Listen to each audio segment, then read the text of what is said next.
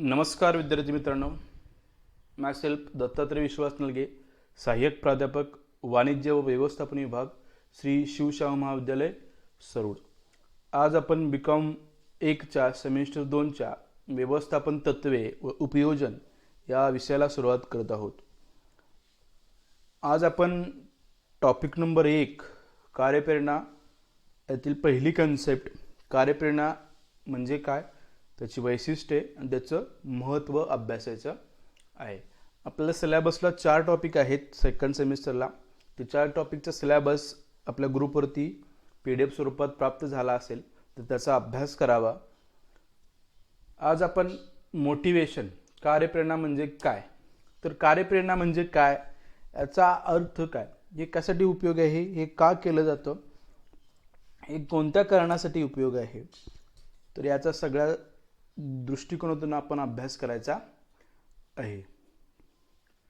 तर मानवी घटकात स्वतःचे मन असते आणि या मनाला प्रेरणा देऊन या घटकात उत्साह व कार्यशक्ती निर्माण करावी लागते की ज्यामुळे मानवी घटकाकडून भौतिक घटकांचा वापर उत्पादन अथवा सेवा कार्यासाठी चांगल्या प्रकारे होऊ शकेल आणि व्यवसायाची अपेक्षित उद्दिष्टे साध्य होतील, यासाठी आपल्या कार्यप्रेरणेची आवश्यकता असते। तर सर्वात महत्त्वाचं तर कार्यप्रेरणा ही फक्त मानवी घटकास दिली जाते। त्याचबरोबर मानवी घटकास म्हणजे कर्मचारी वर्गास कृतिशील बनविण्यात व्यवस्थापनाची भूमिका महत्त्वाची असते। कर्मचारी वर्गास कृतिशील बनविण्यासाठी त्यांच्यात कार्यविषयक प्रेरणा निर्माण करावी लागते। अशी प्रेरणा निर्माण करण्यासाठी कर्मचाऱ्यांना प्रेरित करणं असेल, त्यांना प्रवृत्त करणं असेल, त्यांना प्रोत्साहित करणं असेल, उत्तेजन देणं असेल, त्यांचं मनोबल वाढेल अशी कृती करणं असेल, इत्यादीद्वारे व्यवस्थापन कर्मचाऱ्यात कार्याविषयी जबाबदारीविषयी जागरूकता, त्यांच्यावर सोपवलेल्या कर्तव्याविषयी आत्मीयता निर्माण करण्याचे कार्य करते। तर अशा प्रकारे कार्यप्रेरणा अथवा कार्यप्रोत्साहन दिल्यामुळे कर्मचाऱ्यांचे मन सोपवलेले कर्तव्य पार पाडण्यास तयार होते, त्यास शारीरिक साथ लाभते। तर अशा पद्धतीनं कार्यप्रेरणा ही एका मानवी घटकास दिली जाते।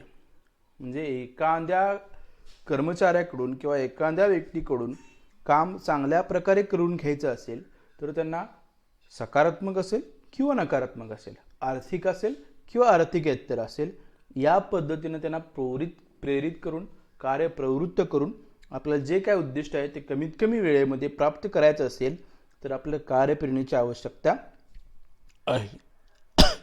तर कार्यप्रेरणा म्हणजे एकंदरीत प्रेरणा देण्याचं कार्य होय। म्हणजे मानवास कानाने ऐकल्याने, डोळ्याने पाहिल्याने अथवा मानवी देहाच्या त्वचेस जाणवल्याने निर्माण होणारी स्पंदने मेंदूपर्यंत पोहोचतात। होणारे ज्ञान मनाच्या पातळीपर्यंत आल्यावर नंतर भावना उत्साहित होतात, स्फुरण चढते, शारीरिक हालचाली अनुकूल होतात, यालाच प्रेरणा असे म्हणतात। तर एकंदरीत कार्यप्रेरणा ही सकारात्मक अथवा नकारात्मक असू शकते। मग सकारात्मक म्हणजे काय, तर आनंद, समाधान, संतोष देणाऱ्या प्रेरणा होत। तर काही प्रेरणा नकारात्मक असतात, म्हणजेच काय, संताप, असमाधान, घृणा, द्वेष ह्या नकारात्मक कार्यप्रेरणा आपल्याला म्हणता येऊ शकतील। तर एकंदरीत व्यवसाय चांगला चालायचा असेल, एकंदरीत व्यवसाय यशस्वी व्हायचा असेल तर आपल्याला जास्तीत जास्त सकारात्मक कार्यप्रेरणांचा उपयोग करून कर्मचाऱ्यांना प्रवृत्त करणं गरजेचं आहे। कर्मचाऱ्यांकडून जास्तीत जास्त कमीत कमी वेळेमध्ये गुणवत्तापूर्ण काम करून घेणं गरजेचं आहे। तर नेमकं कार्यप्रेरणा म्हणजे काय, त्याच्यामध्ये काही टर्म्स दिलेले आहेत। तर कार्यप्रेरणा म्हणजे काय, तर कर्मचाऱ्यांना प्रेरित करणं म्हणजे प्रोत्साहन देणं, जेणेकरून ते काम करण्यास तयार होतील, जेणेकरून ते इतर कामामध्ये अपव्यय न करता आपलं जे दिलेले काम आहे ते वेळेत पूर्ण करू शकतील। प्रवृत्त करणे, कर्मचाऱ्यांना काम करण्यास प्रवृत्त करणं म्हणजे कार्यप्रेरणा। म्हणजे एखादा कर्मचारी काम करण्यास तयार नसेल तर त्याला काही आमिष देऊन, काही भीती दाखवून त्याला कार्यप्रवृत्त करण्यासाठी या कार्यप्रेरणेमध्ये काम केलं जातं। 3 नंबर आहे प्रोत्साहित करणं, त्यांना प्रोत्साहन देणं। एखादं काम करायचं असेल तर ते यश प्राप्तीसाठी प्रोत्साहन देणं, काही आमिष दाखवणं, काही बक्षीस देणं, तर या स्वरूपात त्यांना प्रोत्साहित करून त्यांच्याकडून काम करून चांगल्या प्रकारे घेतलं जातं. उत्तेजन देणं म्हणजे एखादं काम करण्यासाठी लोक तयार होत नसतील तर उत्तेजन देण्याचं काम या कार्यप्रेरणेमध्ये केलं जातं. मनोबल वाढवणं म्हणजे एखादा कर्मचारी काम करण्यास तयार नसेल किंवा एखादी नवीन संकल्पना व्यवसाय संघटनेमध्ये राबवायची असेल तर आपल्याला त्यांना मनोबल देणं गरजेचं, त्यांच्या मनोबलात वाढ करणं गरजेचं आहे, मनोधैर्यात वाढ करणं गरजेचं आहे. तर अशा पद्धतीने कार्यप्रेरणा काम करताना दिसते. तर याच्या आपण काही व्याख्या बघूया. त्या व्याख्यांच्या आधारे आपल्याला समजेल की कार्यप्रेरणा म्हणजे नेमकं काय आहे. बऱ्याचशा व्याख्या दिलेल्या आहेत, त्यांना बघता आपण ज्या काही महत्त्वाच्या व्याख्या आहेत त्या आपण बघायचा आहे. 1 नंबर व्याख्या आहे, ही व्याख्या आहे ॲलन लुईस यांची. तर ते काय म्हणतात, कामगारांनी अपेक्षित कार्य करावीत यासाठी त्यांना प्रेरणा देणे, उत्तेजित करणे आणि प्रवृत्त करणे यासाठी व्यवस्थापक करीत असलेले कार्य म्हणजे कार्यप्रेरणा होय. म्हणजे याच्यामध्ये अपेक्षित आहे का आहे तर कामगारांनी व्यवस्थित काम करावं, जे दिलेलं काम आहे ते चांगल्या पद्धतीनं पूर्ण व्हावं यासाठी त्यांना काय करायचं, त्यांना प्रेरणा द्यायची आहे, त्यांना उत्तेजित करायचं, त्यांना प्रवृत्त करायचं आहे. यासाठी जे काय व्यवस्थापक करीत असलेले कार्य म्हणजेच कार्यप्रेरणा होय. म्हणजे आपण जे बघितलेलं आहे, प्रेरणा देणं असेल, उत्तेजन देणं असेल, कार्य प्रवृत्त करणं असेल, या तिन्हींचा समावेश याच्यामध्ये होताना आपल्याला दिसतो. दुसरी व्याख्या आहे ही स्कॉट यांची व्याख्या आहे. तर काय व्याख्या आहे, साधी सोपी व्याख्या आहे, लोकांना त्यांच्या अपेक्षित इच्छापूर्तीसाठी प्रोत्साहित करणारी प्रक्रिया म्हणजे कार्यप्रेरणा. म्हणजे लोक स्वतःहून तयार होणं अपेक्षित आहे, त्यासाठी त्यांची अपेक्षित इच्छा पूर्तीसाठी प्रोत्साहित करणारी प्रक्रिया म्हणजे कार्यप्रेरणा होय. तर अशा पद्धतीनं कार्यप्रेरणा व्याख्या सांगता येऊ शकते. आणखी एक व्याख्या आहे, इथं आपण घेतलेली नाही परंतु ती व्याख्या बघूया आपण. कार्यप्रेरणा ही व्यक्ती अथवा व्यक्ती समूहास कार्याप्रती उद्युक्त करणाऱ्या इच्छा, गरजा, अभिलाषा व तत्सम आवेग यांच्या प्रती वापरण्यात येणारी सर्वसाधारण संज्ञा आहे. ओडोनेल यांची व्याख्या आहे. तर कार्याप्रती काही ज्या इच्छा असतील, गरजा असेल, तत्सम आवेग असेल, हे याच्या संबंधी वापरण्यात येणारी ही संकल्पना सांगितलेली आहे. तर अशा पद्धतीने कार्यप्रेरणा म्हणजे सर्वसाधारण काम करण्यासाठी, काम पूर्ण करण्यासाठी लोकांना म्हणजेच कामगारांना, कर्मचाऱ्यांना कार्यप्रवृत्त करणं, त्यांना प्रेरणा देणं, प्रोत्साहित करण्याची प्रक्रिया म्हणजे कार्यप्रेरणा होय. तर अशा पद्धतीने कार्यप्रेरणेची आपल्याला व्याख्या सांगता येतील. त्याच्यानंतर पुढे आहे त्याची काही वैशिष्ट्य दिलेली आहेत. त्या वैशिष्ट्यांच्या आधारे आपल्याला कार्यप्रेरणा म्हणजे नेमकं काय ते समजू शकेल. काही सर्वसाधारण वैशिष्ट्ये आहेत ते आपल्याला अगोदरच बघितलेले असतील. कार्यप्रेरणा ही एक मानसशास्त्रीय किंवा वैचारिक संकल्पना आहे. म्हणजे प्रोत्साहन, कार्यप्रेरणा ही मनासाठी दिली जाते किंवा वैचारिक दृष्टिकोनातून ती वापरण्यात येऊ शकते. त्यामुळे ही एक मानसशास्त्रीय संकल्पना आहे. उदाहरणार्थ समाधान झालं, सुख झालं म्हणजे काय झालं तर मनाची शांती झाली किंवा मन किंवा वैचारिक पातळीवरती त्या गरजा पूर्ण झाल्या आहेत असं आपण म्हणू शकतो. म्हणजे ही एक मानसशास्त्रीय संकल्पना आहे. सायकोलॉजिकल टर्म्स आपल्याला यातला संबोधलं जाऊ शकतं. Motivation is a psychological concept. Next आहे मानवी घटकांना दिली जाते. कार्यप्रेरणा ही फक्त आणि फक्त मानवी घटकांना दिली जाऊ शकते. इतर निर्जीव असतील, जनावरं असतील त्यांना देता येऊ शकत नाही.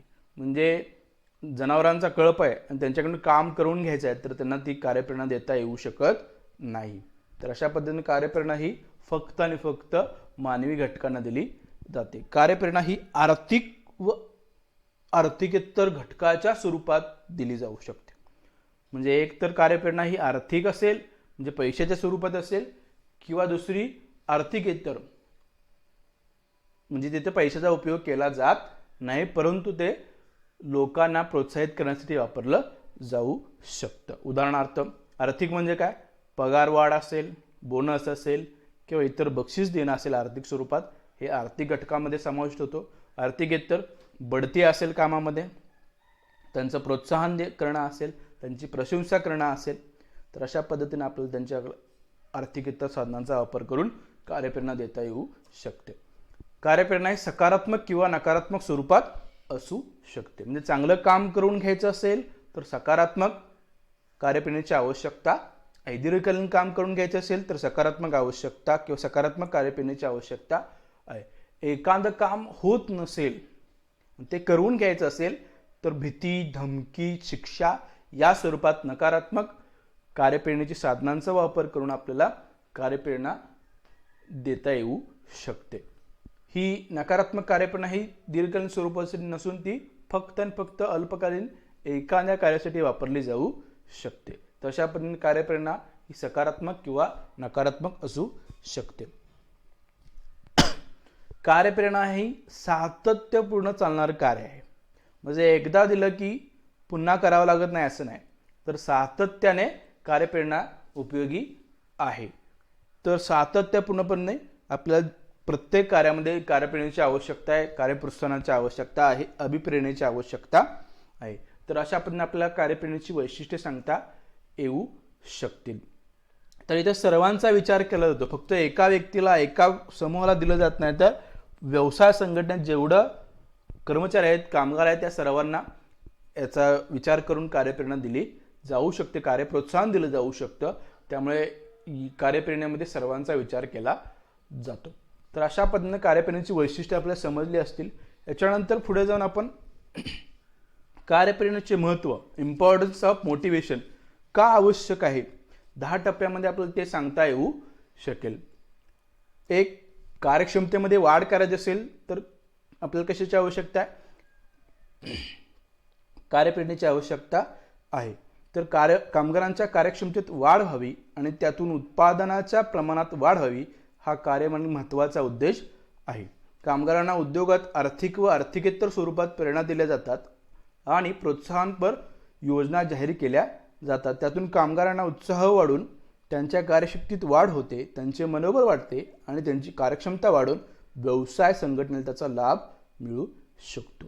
त्यामुळे कार्यक्षमता वाढायची असेल तर कार्यप्रेरणेची आवश्यकता आहे, त्याला महत्त्व आहे. उत्पादन वाढ हा महत्त्वाचा दुसरा घटक आहे. व्यवसाय संघटनेचं उत्पादन वाढायचं असेल तर उत्पादन वाढण्यासाठी कार्यप्रेरणेची आवश्यकता आहे. उत्पादन वाढ आणि कार्यक्षमता वाढ यांचा जवळचा संबंध आहे. पॉझिटिव्ह रिलेशन बिटवीन कार्यक्षमता आणि उत्पादन. म्हणजे कार्यक्षमता वाढली की व्यवसायाचं उत्पादन वाढेल.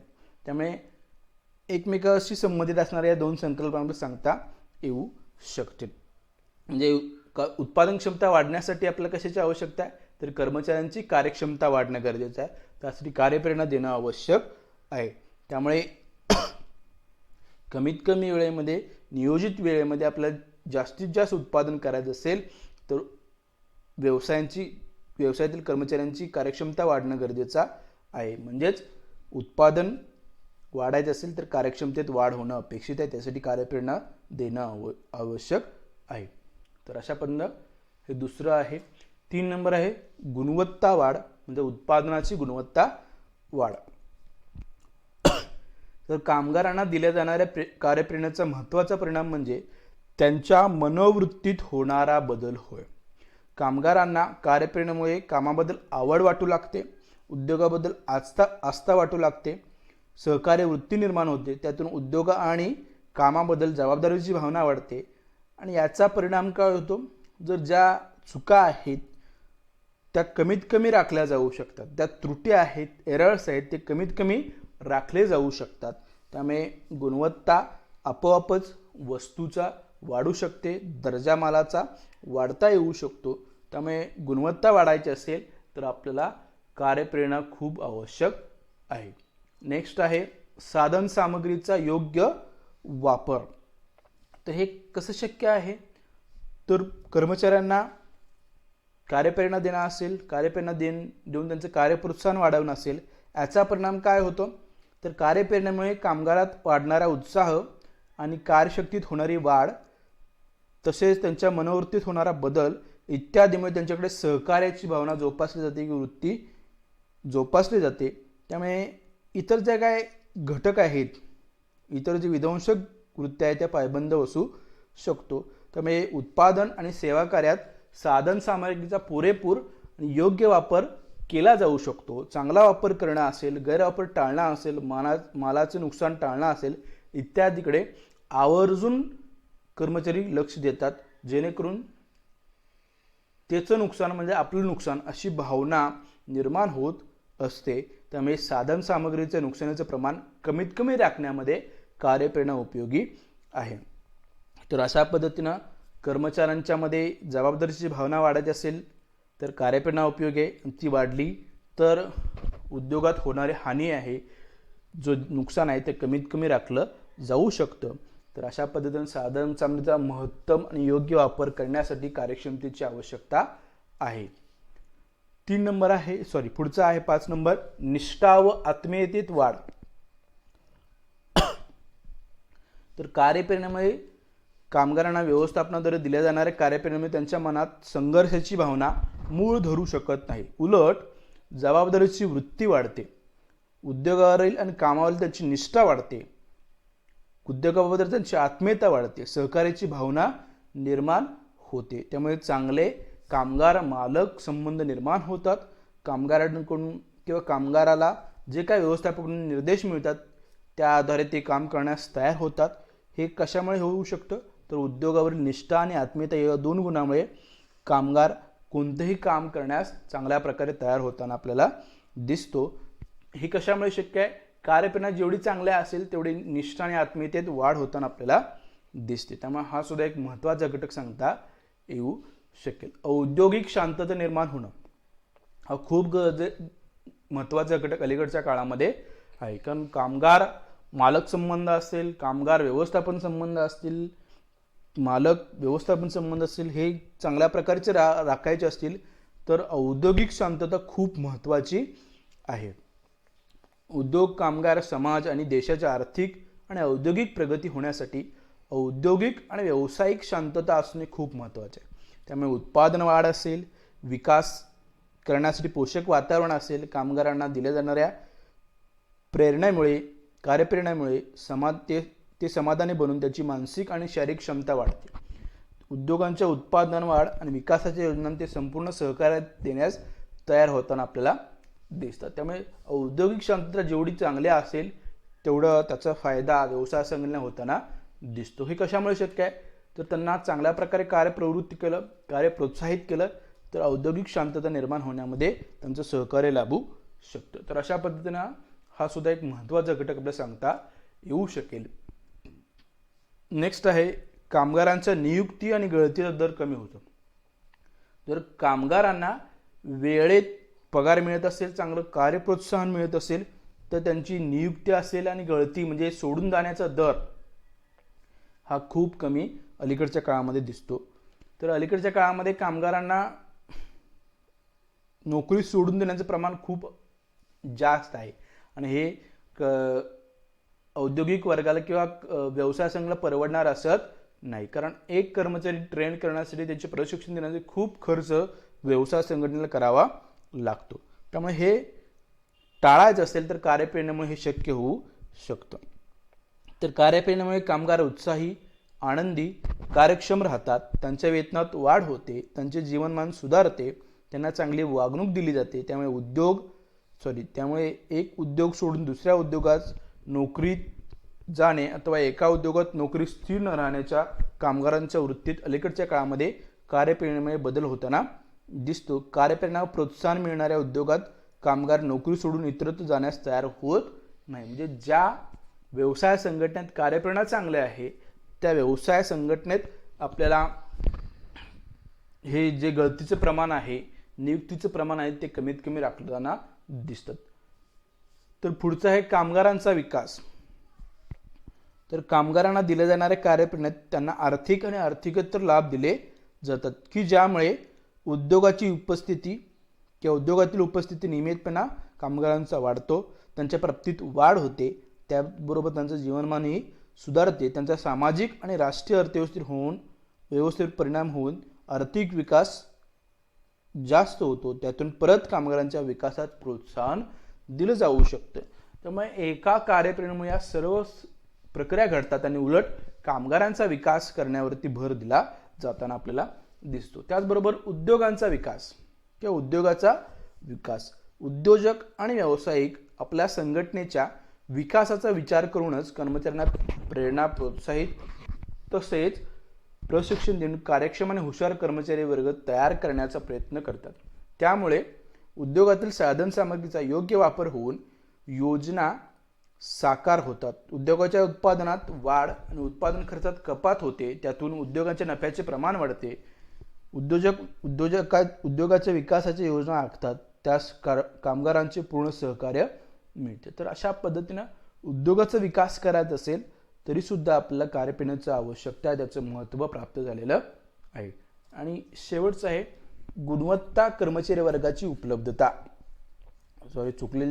उपलब्धता आवश्यक आहे.